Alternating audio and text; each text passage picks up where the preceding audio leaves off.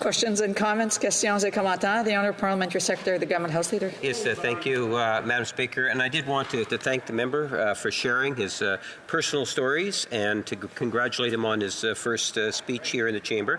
I did have one very brief question in regards to the member, and is that could he give his personal perspective on the principles of a national pharmacare program? The Honourable Member for Durham. Well, my concern in being asked about pharmacare is that I'm being drawn into a debate which sort of assumes that the Liberal-NDP government is going to do what they say. And I think we've seen over the course of the last 8 years that is simply not going to happen. We have a country full of people, tens of millions of people, who have been led to believe over and over and over again that the Liberal-NDP government and this Prime Minister are going to deliver for the hard-working people of this country. And yet, that has never happened. So before I would discuss anything like the principles of pharmacare, I'd like to be convinced that anything substantive is actually going to happen for the people of Canada. And I'd love to be able to go back to my riding and say, you know what, they have a plan for us here. Unfortunately, everything I've seen since I got here last Monday has indicated otherwise. Questions and comments. The Honourable Member for Courtenay Alberni. Well, Madam Speaker, I'd like to join my colleagues in congratulating my colleague on his election, on his first speech. And Madam Speaker, I recall a great quote from Scott Bryson, who sat both on the Liberal bench and the Conservative bench.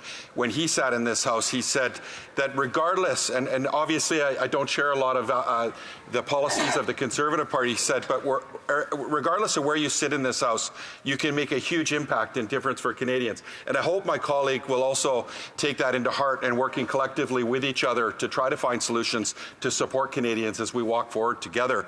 But Madam Speaker, to the question of insulin, and I know my colleague cited the delays of the Liberal government, I agree, but does he believe that insulin, free of cost, no charge, would be a benefit to his constituents, and would he be willing to work with us to find a pathway to expedite that? Thank you. The Honourable Member for Durham. You know, when I was a cancer patient at North York General Hospital and Sunnybrook Hospital, I saw many people in very dire health circumstances, people facing all sorts of challenges, some of whom I shared a cancer ward with. And what was very clear to me is that we need programs that can help people who don't have the money to purchase drugs that they need. What we had in that cancer ward at North York General Hospital was a provincial program to help people afford drugs. And what I continue to be confused about as I hear this debate on pharmacare is why exactly there is not greater recognition of the need to work with the provinces in order to solve some of these problems.